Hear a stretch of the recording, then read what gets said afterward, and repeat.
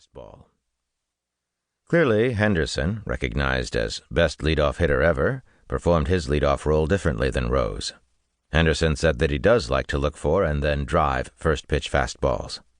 He estimated that of all his record-setting leadoff homers, to start contests, not just innings, probably 40% of them came using that tactic. When I first started off, knowing that I could hit home runs, Bobby Bonds, the former record holder for leadoff homers, taught me that the first thing to do when you go up to the plate is to zone it. Look for a pitch in a specific area.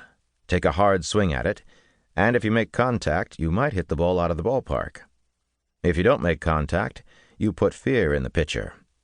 So it always made sense to try that style of hitting, and sometimes I connected, he said with a laugh, and more than a touch of understatement. If pitchers came to realize what he was doing, why didn't they throw him a breaking ball or a junk pitch or even a waste pitch on the game's first pitch?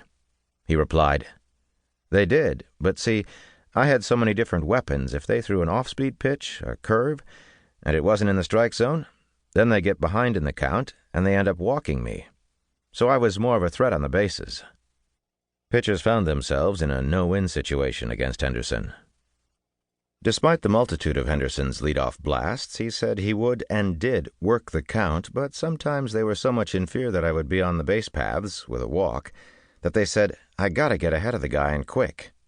This would cause them to try and get ahead 0-1 to Henderson, to be in a spot where they were on top and could, as Henderson put it, work his pitches, so I started adjusting to the game. Then, when they tried to get ahead of me, I tried to zone them up, and if they threw pitches in my zone, I used to take a whack at it.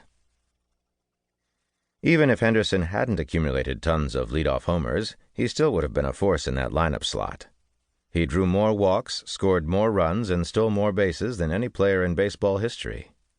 He attributes such success to being patient, also being able to hit with 2 strikes. I think you have to be comfortable hitting with 2 strikes as a leadoff hitter. In 2002, as a Boston teammate of Henderson, Damon got to observe the all-time great up close. I think Ricky was just blessed. He was blessed with a great eye. And Ricky is very confident. Ricky's confident in Ricky.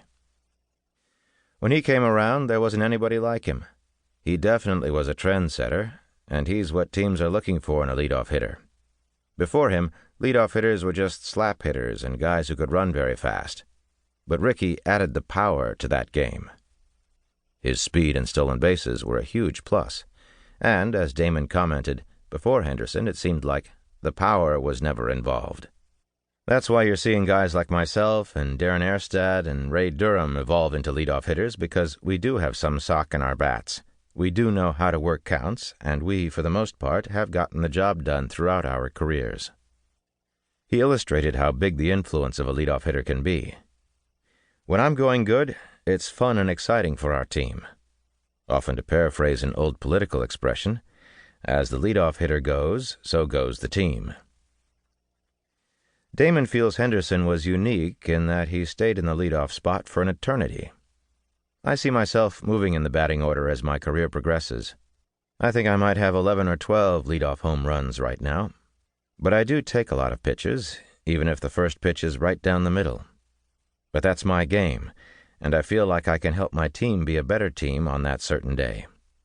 In Damon's case, through 2002, he could only recall 3 of his leadoff homers coming off the game's very first pitch.